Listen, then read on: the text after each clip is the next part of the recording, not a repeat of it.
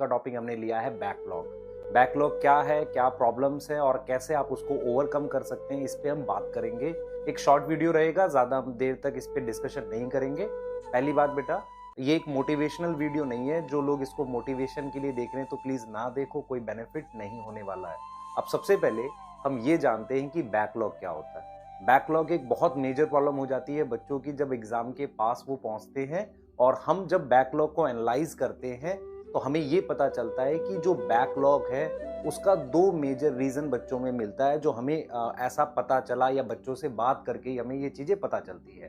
तो बैकलॉग के जो दो मेन रीजन है, पहला रीजन है बेटा कि आप स्लो लर्नर हो सकते हो। मींस आप किसी चीज को बहुत स्लो लर्न कर रहे हो। ये बच्चे वो होते हैं जिनके थोड़े से बेसिक्स वीक होते हैं पर उनमें हिम्मत है, वो आगे कर सकते हैं।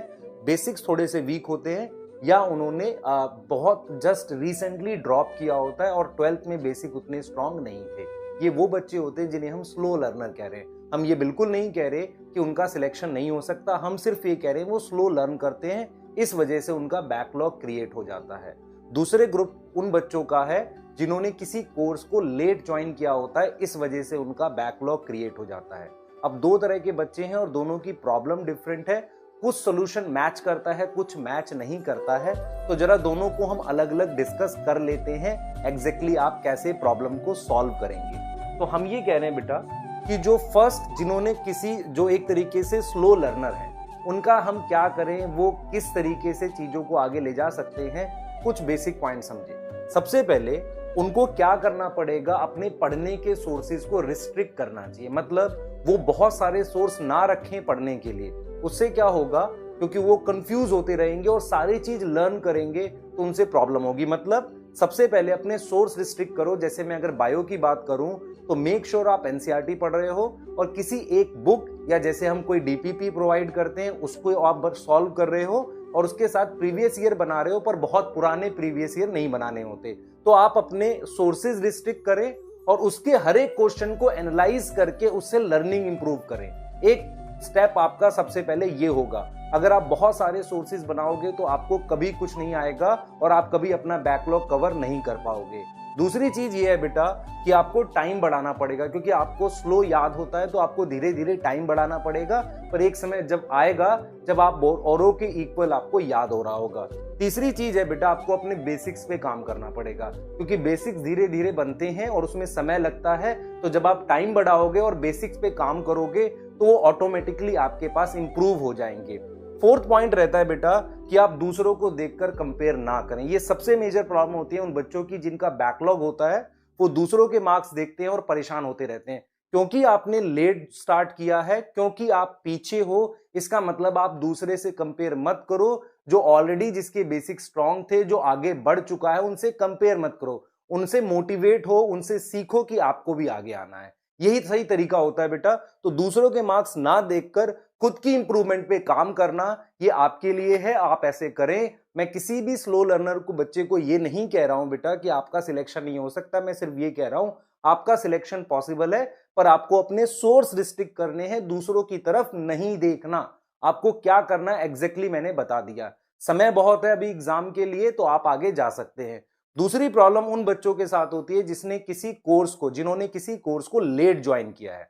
अब यहां लेट ज्वाइन करने का क्या मतलब है, आपका कोर्स ऑलरेडी 1 महीने आगे था, आपने लेट ज्वाइन किया और आपको फ्लो में आने में समय लगेगा। तो आप क्या करें, सबसे पहले बेटा करंट टॉपिक के साथ चलें। कई बार क्या होता है, जब आप करंट टॉपिक के साथ चलते हैं तो आपको पुराने टॉपिक्स की नीड पड़ती है, तो सिर्फ उन्हीं टॉपिक को आप पढ़ लें, पर कोशिश करें एक लंबे समय तक आप करंट टॉपिक के साथ चलें, तभी आप बैकलॉग पे को कवर कर पाएंगे। दूसरा, आप अवॉइड करें कि और बैकलॉग क्रिएट ना हो।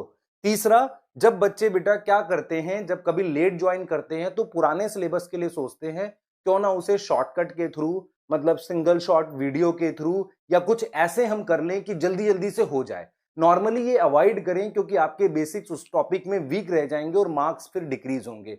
तो सही तरीका ये है कि आप अपना टाइम बढ़ाएं, करंट टॉपिक के साथ चलें, नया बैकलॉग क्रिएट होने ना दें और सही समय का वेट करें कि जब आप दोबारा से उन बैकलॉग टॉपिक को पढ़ेंगे। जैसे फॉर एग्जांपल, अभी जिन बच्चों का 12th के टॉपिक के साथ पढ़ रहे हैं तो 12th के साथ रहें। धीरे धीरे अगर कोई 11th का टॉपिक, एक एक टॉपिक कर सकते हैं। जैसे आप मूव करो चैप्टर वाइज, है ना, चैप्टर वाइज मूव करो कि फिजिक्स का एक कर लिया, केमिस्ट्री का एक कर लिया, ऐसे मूव करो और सही समय का वेट करो कि कैसे आप बैकलॉग को कवर कर सकते हो। तो ये वो बच्चे बेटा जिन्होंने लेट ज्वाइन किया है, करंट के साथ रहो। अगर करंट में आपका स्कोर एक अच्छा आ रहा है तभी आप बैकलॉग को कवर कर पाओगे, नहीं तो बहुत मुश्किल होने वाला है। शॉर्टकट्स मत लो, ये कभी मत सोचो कि औरों ने जितनी मेहनत करी थी मैं उससे कम में बैकलॉग को निकाल पाऊंगा, ये नहीं होगा।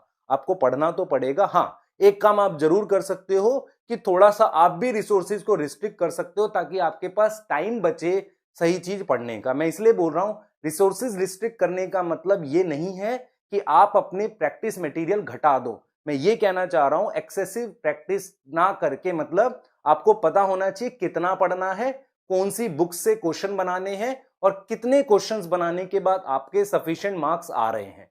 तो ये दो तरीके हैं बेटा, ये दो तरह के स्टूडेंट्स हैं जिनके बैकलॉग होते हैं और आप इन प्रॉब्लम्स को सॉल्व कर सकते हैं अगर आपके पास विल पावर है। और फिर मैं इस चीज को क्लियर बोल देता हूं बेटा कि ये मोटिवेशनल वीडियो नहीं है, मोटिवेशनल लेक्चर नहीं है, क्योंकि किसी एग्जाम को क्वालिफाई करने के लिए you should be self motivated. Thank you बेटा।